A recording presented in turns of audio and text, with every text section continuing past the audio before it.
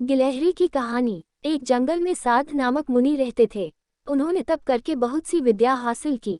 एक दिन ध्यान लगाने के बाद जब उनकी आंखें खुली तो उनके हाथ में आसमान से एक गिलहरी आ गिरी।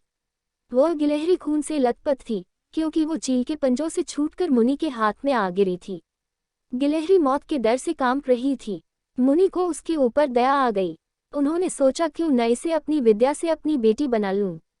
मेरी पत्नी कब से संतान प्राप्ति की चाह रख रही है, लेकिन उसके भाग्य में संतान है ही नहीं।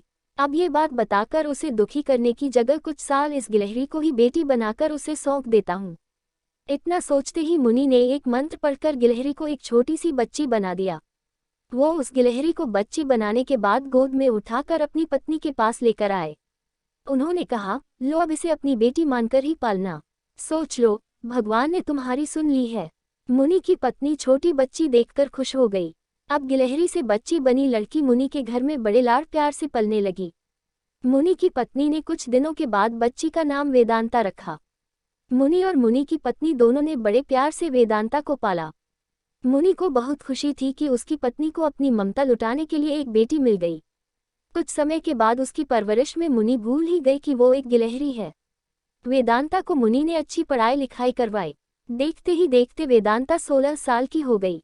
अब मुनि की पत्नी को अपनी सुंदर बेटी की शादी करवाने की चिंता होने लगी।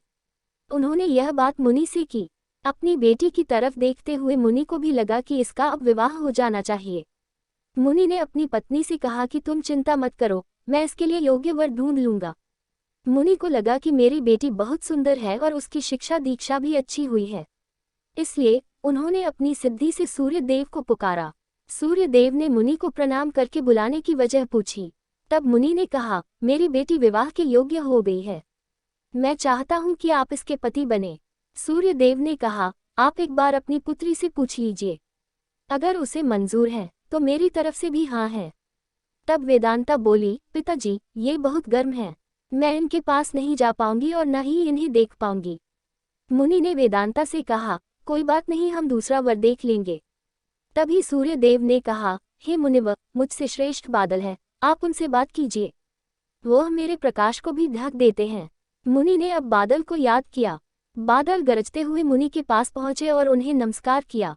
इस बार मुनि ने सीधे वेदांता से पूछा, क्या तुम्हें यह वर पसंद है? वेदांता ने जवाब दिया, पिताजी, मेरा रंग गोरा है और इनका काला।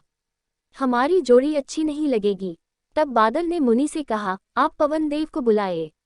वे मुझसे श्रेष्ठ हैं, उनमें मुझे उड़ाकर इधर से उधर ले जाने की ताकत है। अब मुनि ने पवन देव का स्मरण किया।